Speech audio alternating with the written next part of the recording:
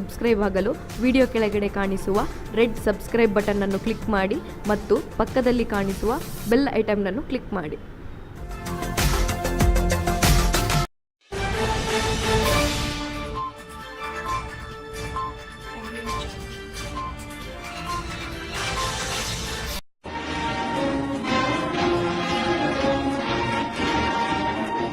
In March 1947, Earl Louis Mountbatten and his wife Edwina arrive in New Delhi.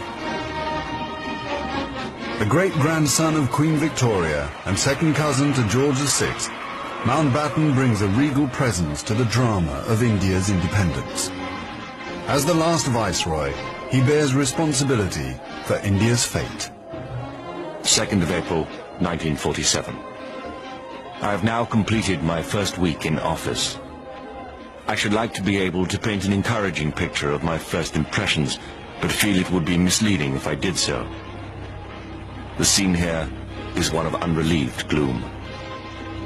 At this early stage, I can see little common ground on which to build any agreed solution for the future of India.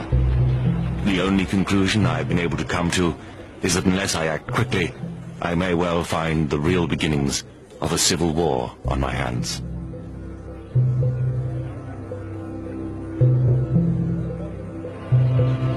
By May, attempts to create a unified India have failed. Gandhi retreats from political life. Muhammad Ali Jinnah, leader of the Muslim League, and Jawaharlal Nehru of the Indian National Congress concede to divide India. Fearing a total loss of control, Mountbatten brings forward the transfer of power to August. Two nations will be created by partition, a secular India and a new homeland for India's Muslims, Pakistan. Independence, Nehru addresses the people of India.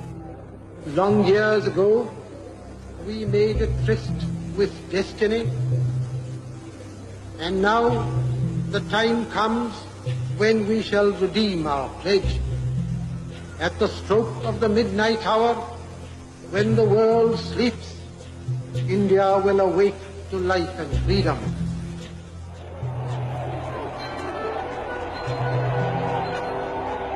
The 15th of August, 1947, the British Empire in India has come to an end.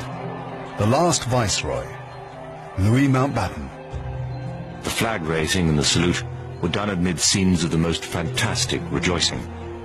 And as the flag broke, a brilliant rainbow appeared in the sky, which was taken by the crowd as a good omen.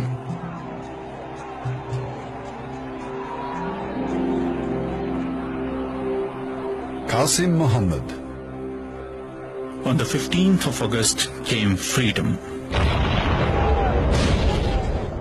The freedom to burn, loot and murder.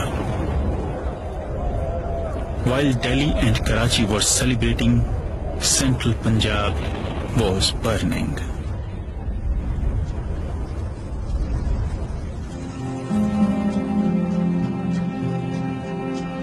Between August 1947 and March 1948, 4.5 million Hindus and Sikhs are forced to migrate from Pakistan to India. 6 million Muslims must move in the opposite direction. Britons and Indians witness the bloodshed. Shahid Ahmed. It is a battleground. People have gone mad. Trains to Pakistan are being looted and occupants slaughtered. We all knew that carnage was in the offing. So did Mountbatten. The British Empire, which tried to build India over centuries, can never live down this great tragedy.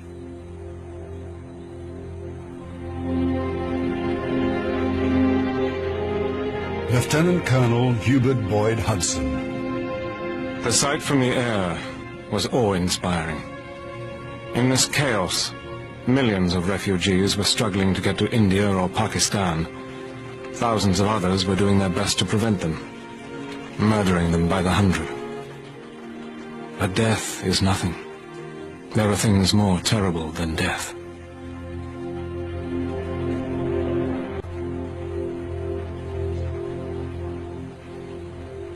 10 million people are displaced in the partition of India. 1 million are dead.